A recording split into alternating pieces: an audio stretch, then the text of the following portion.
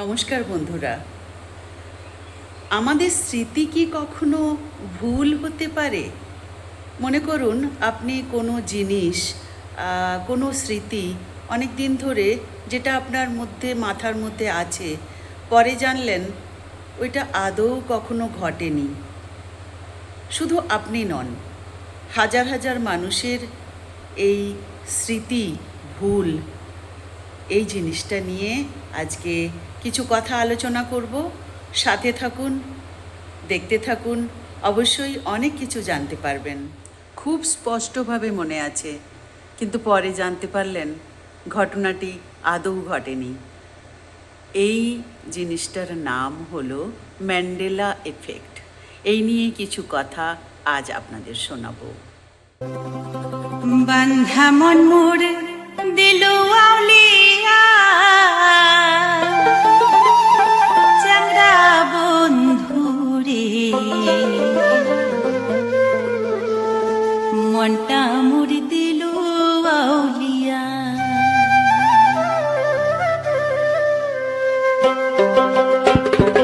বান্ধা মন মোর দিল আউলিয়া, চাংরা বন্ধুরে মনটা মোর দিল আউলিয়া।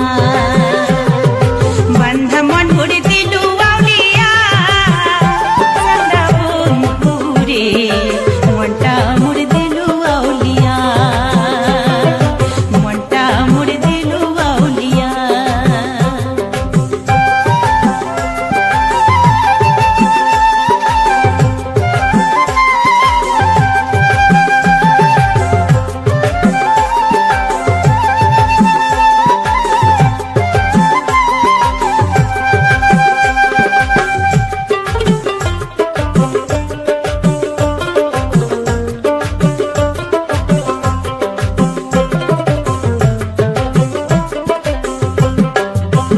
ও বন্ধুরে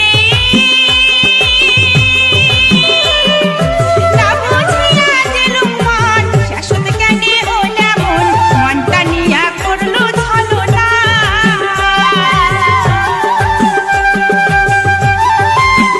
ও বন্ধুরে না বুঝিয়া দিলুম মন, শাশ্বত জ্ঞানে হলা মন, মনটা নিয়া করলো ছলনা। ওরে কি করম মুই ভাবি না পাং, মনটা বুঝাম বুঝির না পাং। কি করম মুই ভাবি না পাং, মনটা বুঝাম বুঝির না পাং। কথা দিয়া কথা রাখলু না, চাংরা বন্ধুরে বান্ধা মন মোর দিল আউলিয়া, বান্ধা মন মোর দিল আউলিয়া, বান্ধা মন মোর দিল আউলিয়া, চাংরা বন্ধুরে মনটা মোর দিল আউলিয়া, মনটা মোর দিল আউলিয়া।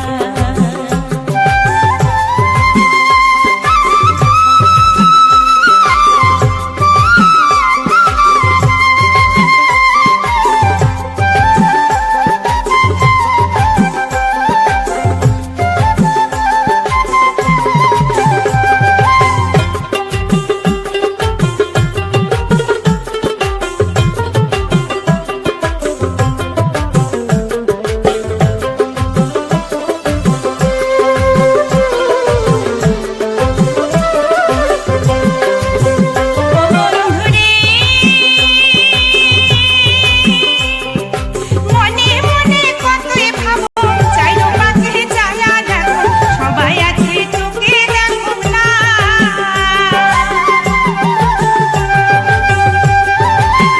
ও বন্ধুরে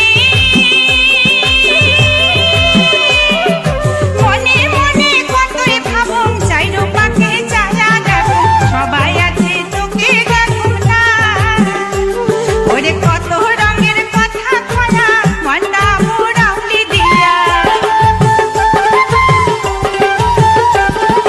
কত রঙের কথা কয়া, মনটা মোর আউলি দিয়া। শেষের কথা আগত ভাবলু না, চাংরা বন্ধুরে মনটা মোর দিল আউলিয়া, মনটা মোর দিল আউলিয়া।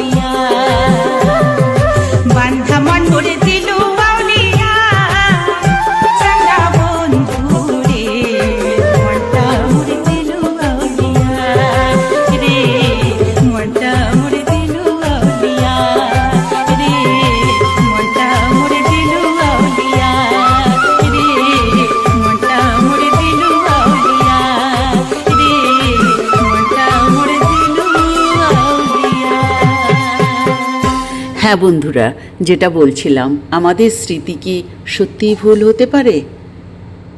কখনো কি এমন হয়েছে আপনি কোনো ঘটনা খুব স্পষ্টভাবে মনে রেখেছেন, কিন্তু পরে জানতে পারলেন ঘটনাটি আসলে সেভাবে ঘটেইনি?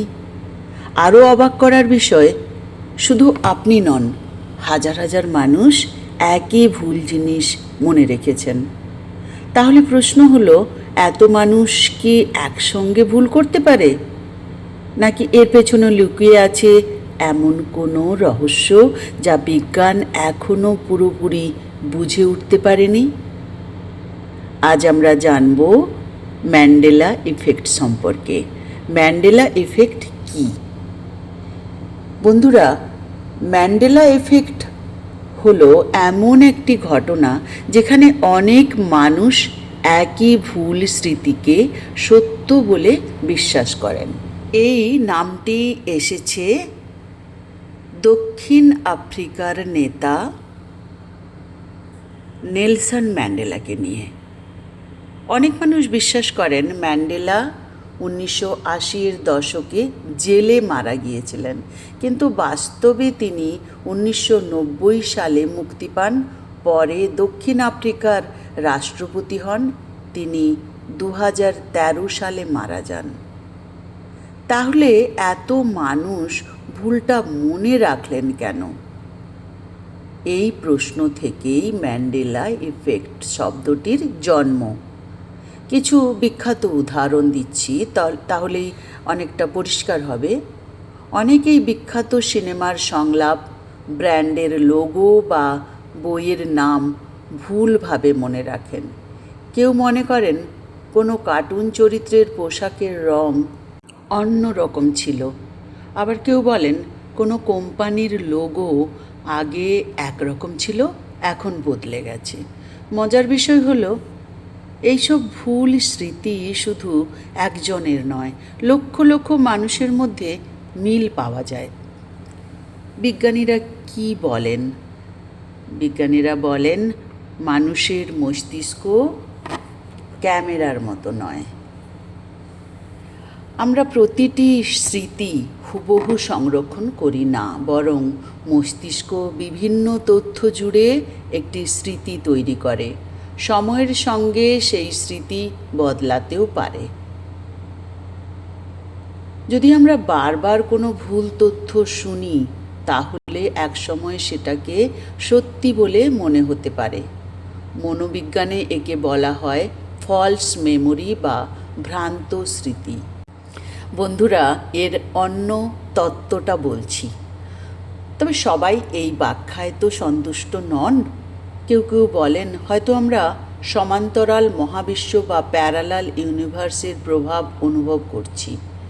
তাদের মতে কোনো এক সময় দুটি ভিন্ন বাস্তবতার স্মৃতি যেন একসঙ্গে মিশে যায়। যদিও এই ধারণার পক্ষে এখনো পর্যন্ত কোনো বৈজ্ঞানিক প্রমাণ নেই, তাই এটিকে কল্পনাপ্রসূত তত্ত্ব হিসাবেই দেখা যায়। সোশ্যাল মিডিয়ার ভূমিকা কি? সেখান থেকে আমরা কিছু কি পাই? আজকের দিনে সোশ্যাল মিডিয়া ম্যান্ডেলা এফেক্টকে আরও ছড়িয়ে দেয়। একজন ভুল তথ্য পোস্ট করলে হাজার হাজার মানুষ সেটি দেখে বিশ্বাস করতে শুরু করেন। ফলে একই ভুল স্মৃতি আরও বেশি মানুষের মধ্যে ছড়িয়ে পড়ে। আমাদের জীবনে এর প্রভাব। ম্যান্ডেলা এফেক্ট আমাদের শেখায় যে মানুষের স্মৃতি সবসময় শতভাগ নির্ভুল নয়। তাই কোনো পুরনো ঘটনা মনে থাকলেই সেটি সত্য এমনটা ধরে নেওয়া ঠিক নয়। প্রয়োজনে তথ্য যাচাই করা উচিত। তাহলে ম্যান্ডেলা ইফেক্ট কি শুধুই আমাদের মস্তিষ্কের খেলা? কি বলবো এটাকে আমরা? নাকি এর পেছনে সত্যি কোনো রহস্য আছে যা আমরা এখনও জানি না? এ নিয়ে বিজ্ঞানীরা এখনও গবেষণা করছেন। আপনারও যদি এমন কোনো অভিজ্ঞতা থেকে থাকে বন্ধুরা, তাহলে অবশ্যই কমেন্টে জানাবেন। ভিডিওটি ভালো লাগলে লাইক করুন, বন্ধুদের সাথে শেয়ার করুন এবং এমন আরও রহস্যময় বিষয় জানতে আমার চ্যানেলটি সাবস্ক্রাইব করতে ভুলবেন না কিন্তু। ধন্যবাদ। আবার দেখা হবে নতুন কোনো গান, নতুন কোনো রহস্যময় বিষয় নিয়ে। আজকের মতো এখানেই বিদায় নিচ্ছি। ভালো থাকবেন, সুস্থ থাকবেন।